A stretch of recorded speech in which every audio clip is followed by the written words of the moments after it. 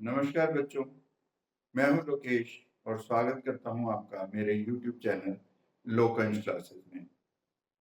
अभी तक हम class 10 light reflection and refraction पर 2 वीडियोस बना चुके हैं और उसमें हमने डिस्कस किया है लाइट के बारे में, उसकी प्रॉपर्टीज के बारे में, रिफ्लेक्शन के बारे में, लॉज ऑफ रिफ्लेक्शन के बारे में और मिरर्स के बारे में। तो आज हम डिस्कस करने जा रहे हैं इस चैप्टर के सबसे इम्पोर्टेंट पार्ट के बारे में, जो कि है रे डायग्राम।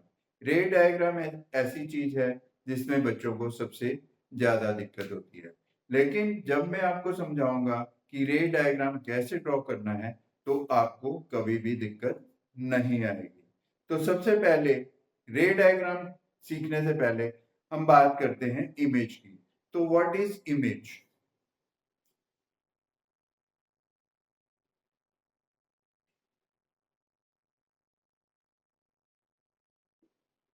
इमेज क्या होती है? इमेज एक विजुअल रिप्रेजेंटेशन है किसी भी ऑब्जेक्ट की। Image is a visual representation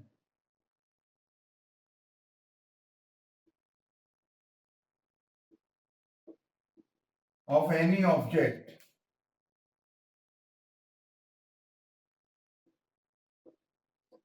when light rays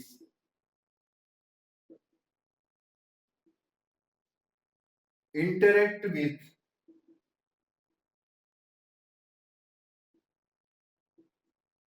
mirror or lens। तो किसी भी चीज को हम कैसे देख सकते हैं? तो लाइट ही एक ऐसी चीज है जो हमें देखने में सहायता करती है। तो हमारा इमेज किसी भी चीज में कैसे दिखता है? जब हमारी तरफ से जाने वाली लाइट रेज किसी भी मिरर या लेंस से इंटरेक्ट करती हैं तो हमारा इमेज बनता है। तो image is the visual representation of any object when light raise interact with mirror और लेंस। अब इमेज दो तरह की होती हैं।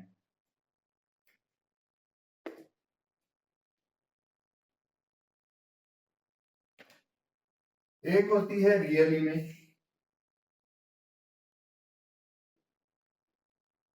और एक होती है वर्चुअल इमेज। तो रियल इमेज में when light rays actually meet, जब लाइट रेज असल में मिलती हैं तब हम कहते हैं कि एक रियल इमेज फॉर्म हुई है। और virtual image is one when light raise appear to meet। This is the first difference between real image and virtual image. Real image can be obtained on a screen.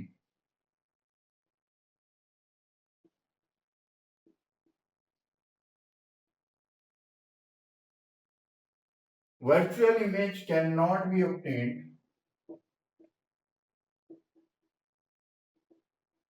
on a screen.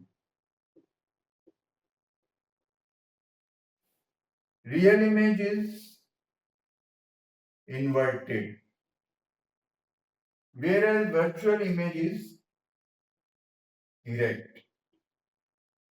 Real image is formed by concave mirrors,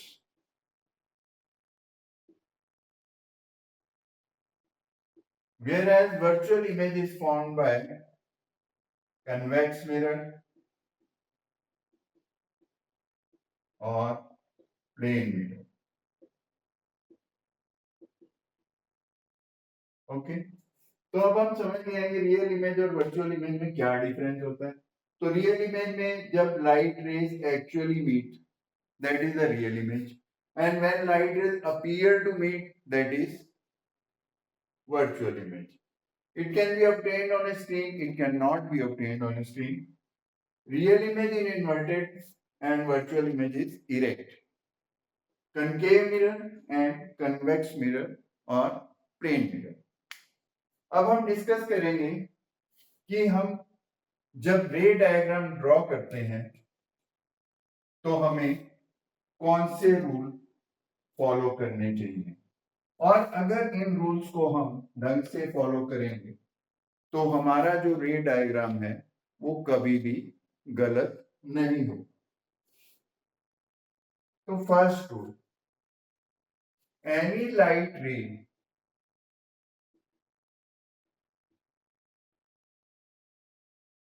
parallel to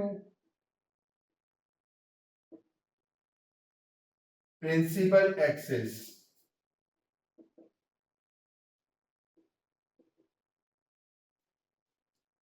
is reflected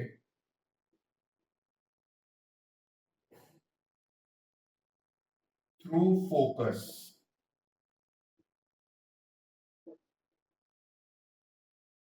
Okay, suppose this is a concave mirror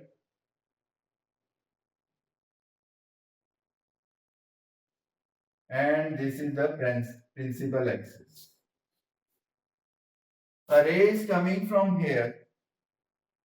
This is parallel to the principal axis. This ray will be deflected through focus.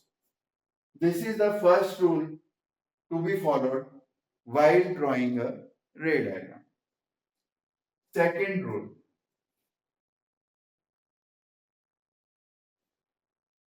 any ray through focus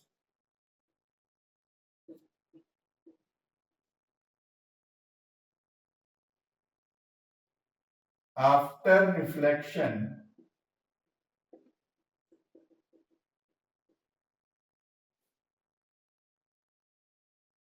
gets back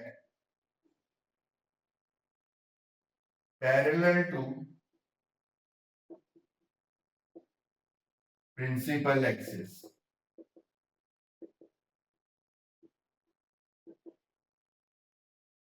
मतलब कि अगर कोई भी रे इस condition में है कि वो फोकस के थ्रू पास कर रही है,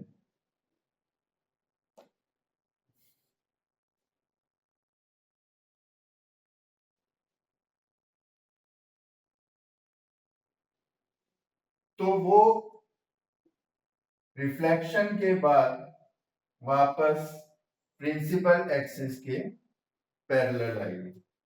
ये था second rule.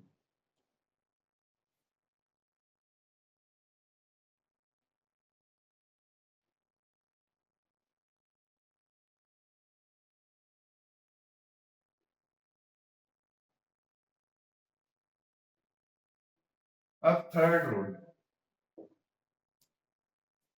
any light ray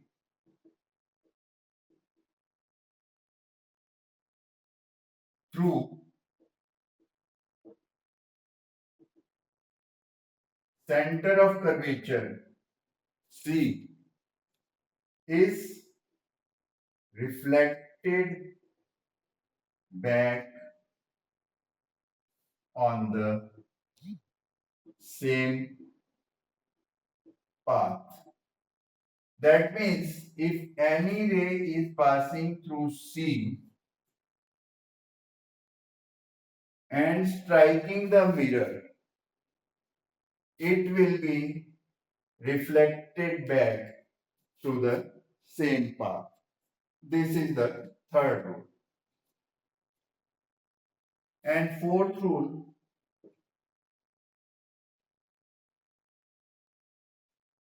any ray striking obliquely at pole is reflected back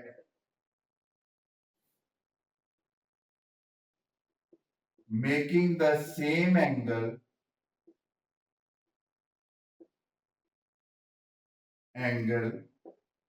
with the principal axis.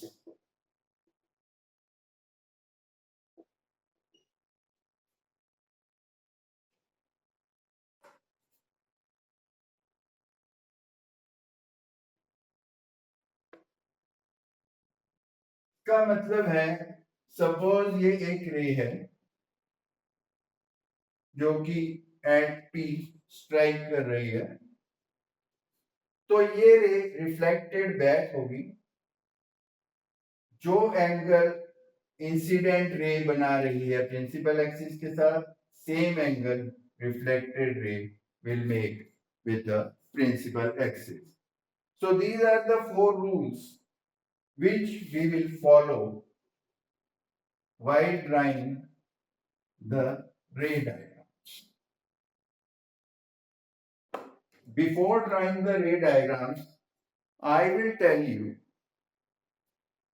what is the position of image respective to the position of object in concave mirrors.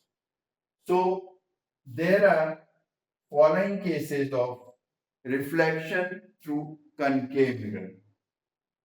So when the object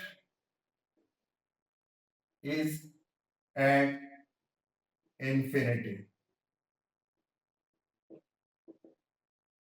then the image will be formed at focus. Okay. Second case, object is beyond C. The image will be formed between C and F. Third, the image is at C. The object is at C, the image will be at C only. Fourth, object between C and F. So image will be beyond C. Next,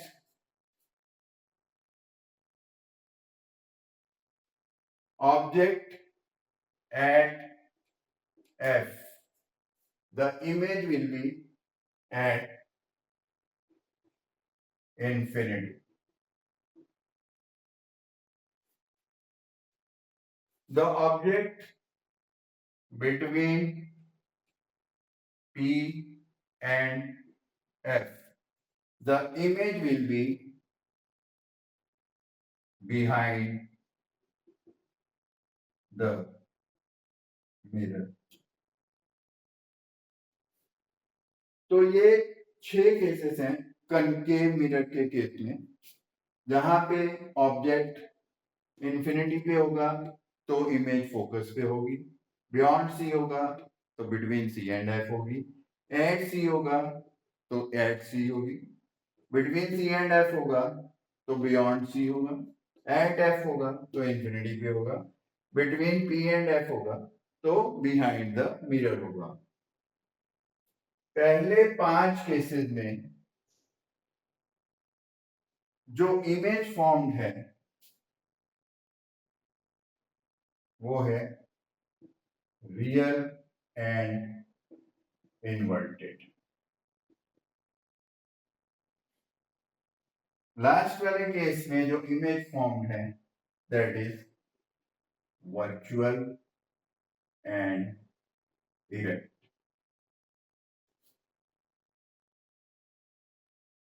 जब object infinity पे होगा तो image का size जो है वो होगा point size. जब ऑब्जेक्ट बियॉन्ड सी होगा तो इमेज का साइज डिमिनिश्ड। डिमिनिश्ड का मतलब इमेज का साइज जो होगा वो ऑब्जेक्ट से छोटा होगा। जब एट सी पे होगा तो सेम साइज होगा, बिटवीन सी एंड एफ होगा तो साइज लार्ज होगा, एट एफ होगा तो भी साइज वेरी लार्ज। ठीक है, अब हम देखेंगे कि हम रे डायग्राम को कैसे draw.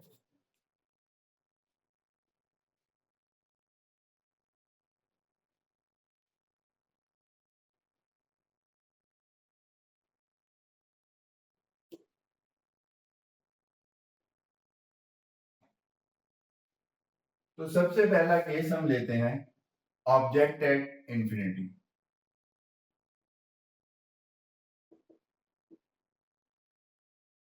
This is my concave mirror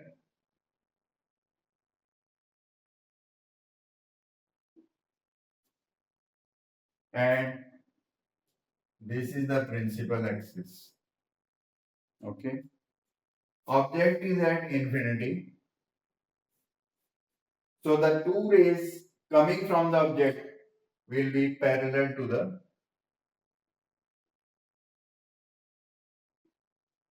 principal axis। और जैसा कि हमने फर्स्ट रूल में पढ़ा था, कोई भी रे अगर parallel to the principal axis होगी तो वो आफ्टर रिफ्लेक्शन फोकस से पास होगी।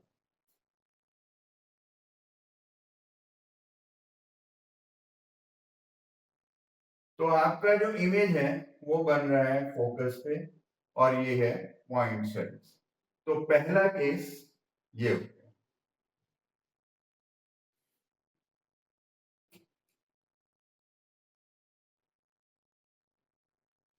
सेकंड,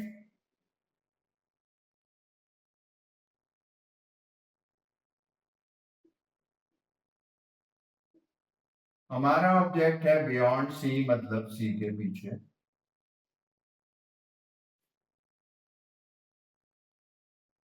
तो एक रे इसके पैरेलल जाएगी जो कि आफ्टर रिफ्लेक्शन वापस आएगी एफ के थ्रू।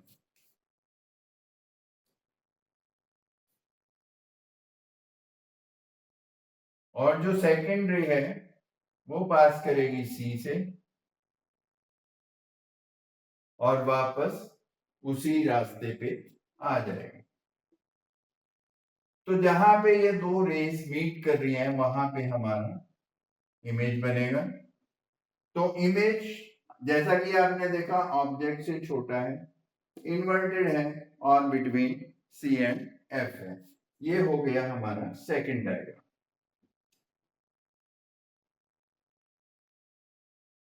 तीसरा केस है ऑब्जेक्ट एट सी।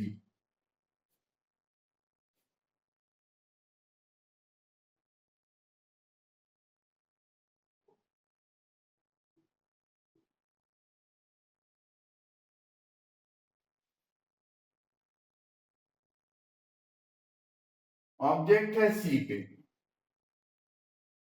तो हमारा इमेज कहां बनना चाहिए? एक रे जाएगी यहां से सीधी और एफ के थ्रू वापस आ, और दूसरी रे जाएगी एफ के थ्रू और वापस आकर यहाँ पे मिलेगा। तो हमारा जो इमेज है वो बनेगा एट सी। ये जो इमेज होगा ये ऑब्जेक्ट के साइज का ही होगा, इन्वर्टेड होगा और सी पर ही बनेगा।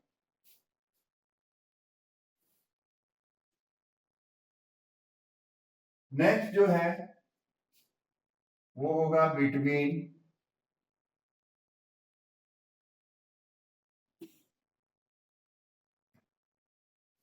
Object is between C and F. बस आपने रूल्स फॉलो करने हैं और आपका रे डायग्राम कभी भी गलत नहीं होगा। तो ये है पोल, ये है हमारा सी, ये है हमारा एफ और ये है हमारा ऑब्जेक्ट। सॉरी, यहाँ ऑब्जेक्ट है हमारा between C and F. Between C and F है तो एक रे मेरी यहां से जाएगी और एफ के थ्रू वापस आ जाएगी, और दूसरी रे मेरी सी के थ्रू जाएगी और वापस आएगी। तो मेरा जो इमेज बनेगा वो बनेगा बियॉन्ड सी। बियॉन्ड सी बनेगा इमेज, लार्ज होगा साइज में, तो यही हमने वहां पे टेबल में लिखा था। इसके बाद नेक्स्ट है हमारा जो ऑब्जेक्ट है फोकस पे।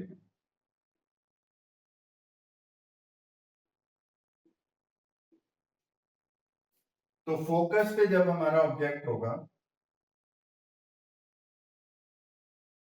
तो एक रे यहां से जाएगी और फोकस के थ्रू ही वापस आती है।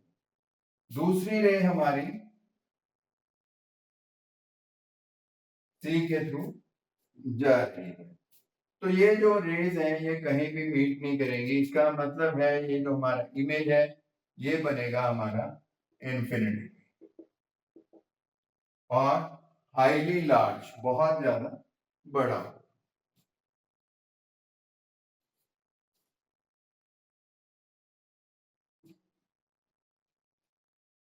नेक्स्ट जो केस है वो है हमारा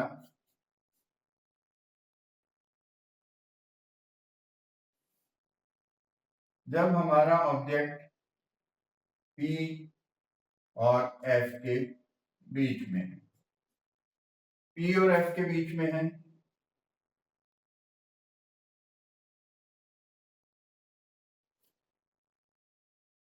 तो एक रे तो हमारी C के थ्रू जाएगी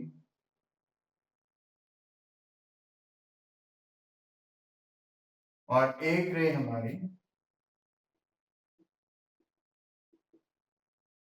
F के थ्रू।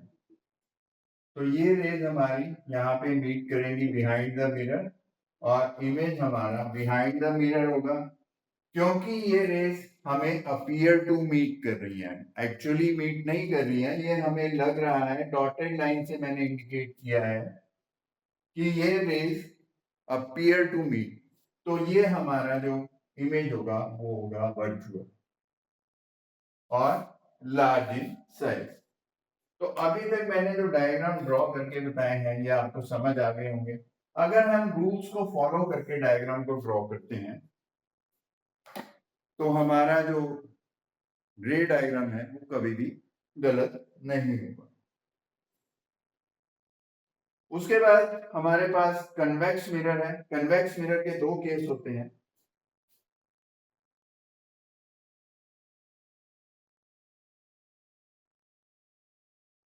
एक तो ऑब्जेक्ट होता है इंफिनिटी पे,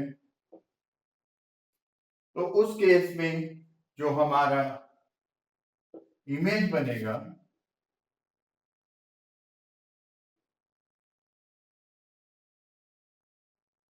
वो बनेगा फोकस पे।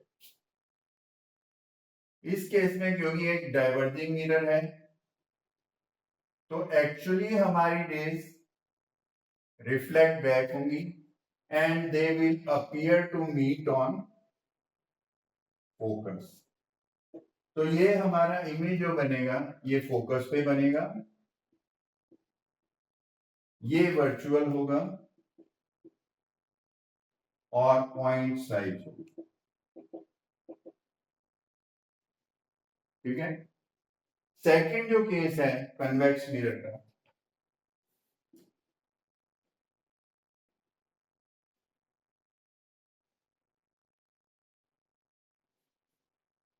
सेकंड केस कन्वेक्स मिरर का तब होता है जब जो ऑब्जेक्ट होता है वो पोल और इंफिनिटी के बीच में कहीं पे भी होता है।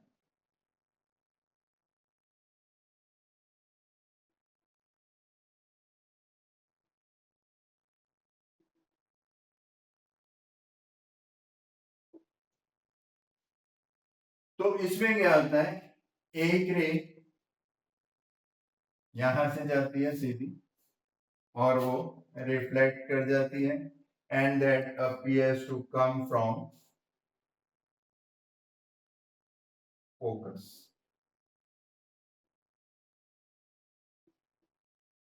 And second ray is going through C. तो आपका जो इमेज है वो बनता है फोकस और पोल के बीच में, साइज में छोटा है एंड वर्चुअल अगेन। तो कॉन्वेक्स मिरर के दो ही केस होते हैं, उसके रे डायग्राम इस तरह है। अब हम जानेंगे कि कन्वेक्स मिरर और कनकेव मिरर की प्रॉपर्टीज के कारण इन्हें कहां कहां यूज किया जाता है। तो फर्स्ट कनकेव मिरर, इसको हम यूज करते हैं टॉर्चेस में, व्हीकल की हेडलाइट्स में,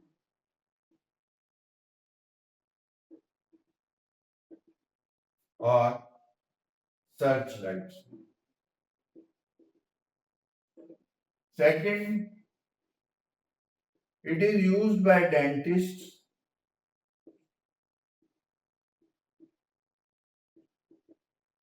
to have a larger view of patient's teeth. Third, it is used as shaving mirrors. And fourth, it is used in solar furnaces to generate heat. So these are the four uses of concave mirror.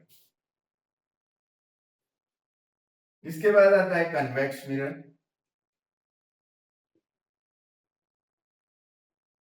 Convex mirror को हम use करते हैं vehicle के rear view mirror. Vehicle के rear view mirror के लिए इसे हम क्यों यूज करते हैं? हमें व्यू तो चाहे छोटा दिखता है, लेकिन जो साइड वाला जो हमारा एरिया होता है वो सारा दिखता है, तो हमें पता लगता है भी हमारे पीछे से व्हीकल आ रहा है, वो कैसा व्हीकल है, उसके पीछे कितने vehicle. Secondly, it is used on blind turns. Blind turns means ऐसे टर्न्स जैसे कोई रास्ता यहाँ पे जा रहा है, यहाँ पे भी मकान बना है, यहाँ पे भी मकान बना है, तो it is a blind turn. इस केस में कन्वेक्स मिरर को यूज किया जाता है, तो ताकि वह इधर से आने वाले व्हीकल के बारे में इस वाले को बता दे और इस वाले व्हीकल के बारे में इसको बता दे। And third, it is used as security mirror. तो इस वीडियो में बस इतना ही। हमने आज आपको बताया है रे डायग्राम के बारे में, और मुझे ये लगता है कि इस वीडियो को देखने के बाद हर स्टूडेंट को रे डायग्राम ड्रॉ करना बहुत ही इजी लग रहा होगा।